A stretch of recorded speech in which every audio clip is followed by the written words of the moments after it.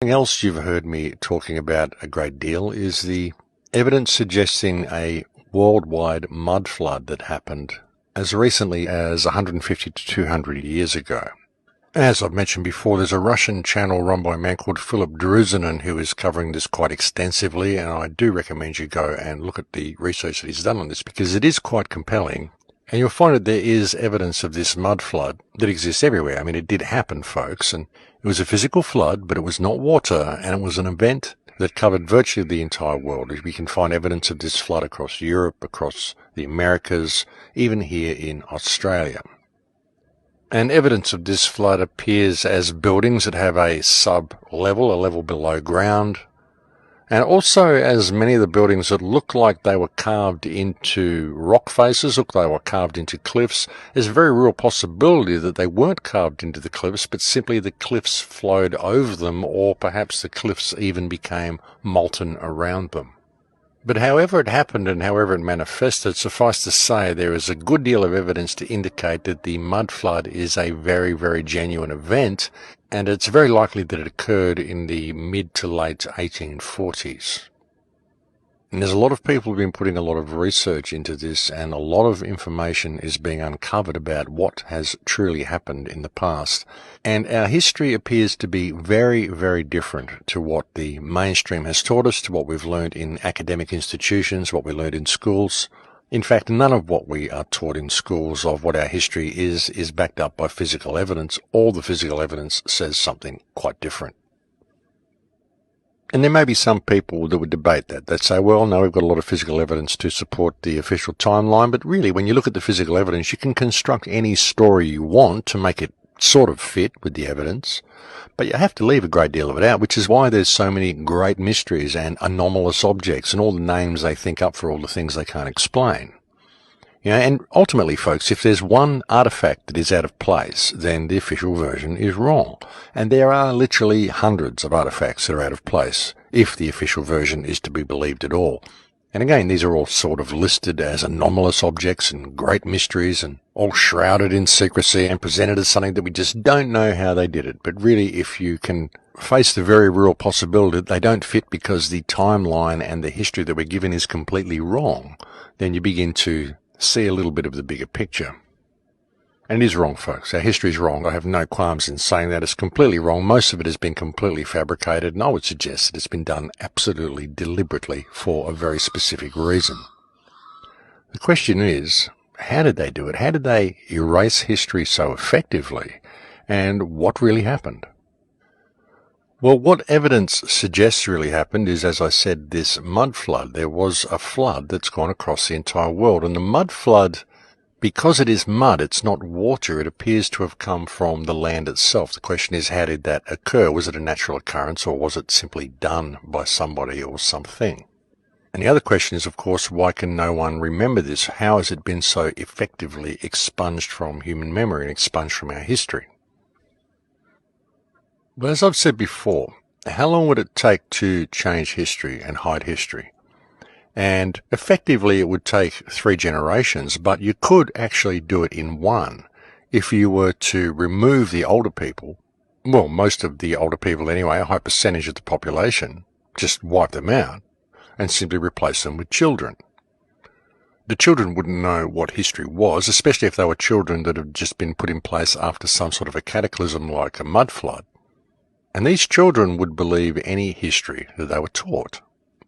I mean, they wouldn't even have an interest in history to begin with. You'd put them in place, set them to work, and they'd be too caught up in the rigors of everyday survival to ever even question where they come from or what they're doing there. I mean, for a child, it'd just be the way things are. They would gradually grow up over generations, and you would just teach these new generations this new history. And when you look at the stories of old, the stories of the chimney sweeps and how so many children were working back in the old days, and we just thought it was terrible that there was child labour and that's the way they did it. But why was there so many children working? Why weren't the adults there to do the jobs that the children were doing?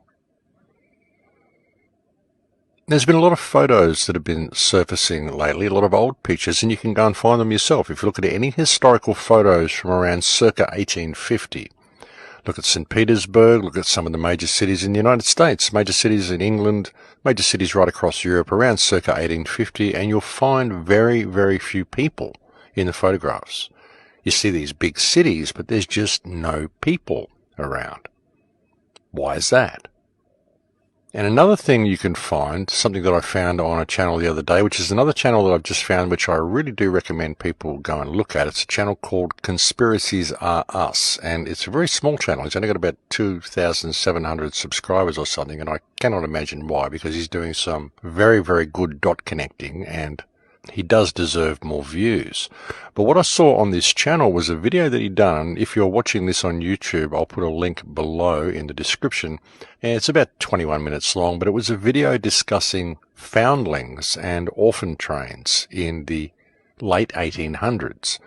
And a foundling is a child which is abandoned and is found and cared for by someone else, or perhaps taken on to an orphanage or even an asylum, because there were many places that were set up and they were called asylums, and these were simply for people to care for children and for unmarried mothers to go and have their babies as well. And any woman who had a child out of wedlock circa 1850 was required by law to hand their baby over to a foundling home. And around circa 1860 to 1880, there were literally thousands, tens of thousands of foundlings which were being dropped off at orphanages all across the world, right across Europe, right across Russia, right across America, even here in Australia, New Zealand, and Africa. It was about 200,000 children per annum were shipped from east to west across the United States. And this is what was happening in so-called orphan trains. And they just used to be shipped out there, and all the kids would get off the train, and people would get up there and pick the children that they wanted, and then the train would be reloaded, and they'd move on to the next town, and they'd pick the children that they wanted. All the children were picked to use for labour.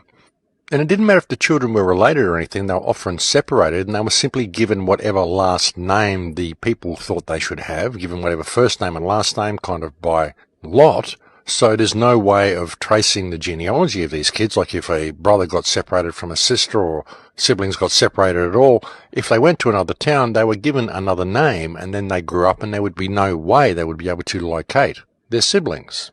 So all of them were just completely thrown into a new life. And this was happening all around the world, and there were major enterprises in place set up to manage these children, to care for these children, to ship them all around the place. There's reports of certain cities in Italy, for example, that had up to 1,200 foundling homes in the cities just to accept the influx of foundlings that were coming into the areas. The question is, why? Where are all these children coming from? There's one place, or two places, I think, had 45,000 children delivered to them in 1 year. There's reports of, like I said, 200,000 per annum being shipped across the United States. There's reports of around about 100,000 per annum being shipped out of England to Australia, New Zealand, and Africa. There's reports of children being shipped into major cities in Russia and then being sent out to rural areas, which is very strange, because if the children were being found in rural areas and then being brought back to major cities in Russia, why were they then shipping them back out to rural areas? And the question is, if these cities are empty and there was very, very few people around, which is very much what is indicated by the photographs that you see, then where were all these children coming from? And again, there's every indication that all of these children were put to work. I mean, that's what is there in the documentation. All of these kids that were shipped everywhere all around the world were all put to work. So again, the question is, where were the adults? Why weren't the adults doing the work? And why exactly would so much labour be needed? You know, in a normal society, in a normal world, if things have gone along the timeline that we're told, and there's just families going out and colonising new areas, you know, the settlers going out building their log cabins and having children, why would you need this huge influx of child labour to be sent so many places around the world? It's a very interesting question, ladies and gentlemen, and the question also must be asked, were the children brought into these countries and into these places as labour for the clean-up operation after the mud flood? Because there's a great deal of evidence to suggest this is what actually happened. And that many of the stories about colonisation and all of this sort of stuff are very likely cover stories to hide the fact that these children were being shipped all around the world, and the stories of the foundlings even of these foundling homes and these vast orphanages and all these things they needed, this is very likely a cover story as well, to explain the presence of all of these children. The question is, where were the children coming from? And really, when you look at this, folks, the figures are astronomical. They really are. And as I said, I'll put the link below. If you're watching this on YouTube, I'll put a link below to the video discussing the foundlings and the orphan trains. And if you're not watching this on YouTube, you can simply go to my website, thecrowhouse.com, and you'll find that the video is currently embedded on my homepage and will stay there for a couple of weeks. But I think it's extremely interesting, the volume of children that were being shipped around the world and the evidence that exists all around the world to indicate that there was a civilization prior to this one not too long ago, and this current civilization simply moved in and took over the real estate. And when I say real estate, what I mean is not just the real estate, but also many of the buildings. And as I've said before, folks, really when you look at our cities, there's no way these cities were built by us. Some of the architecture is just too old. Some of the architecture is just too complicated by our standards. How do we ever do any of this stuff? I mean, we certainly can't do it today. And some of the architecture here in Australia, it's not possible for the settlers to have built this. They simply wouldn't have had the machinery to be able to quarry the stones to build these huge government buildings, which are very old buildings. We've got buildings here that have been here since the late 1700s, and yet this country is supposed to have been colonized in 1770. And yet by 1778, we've got cities. By the early 1800s, we've got huge cities, and it's just not possible for these cities to have been built in that time. And evidence would suggest that they weren't built in that time. They were already here. We just simply cleaned them up and moved in and took over the real estate.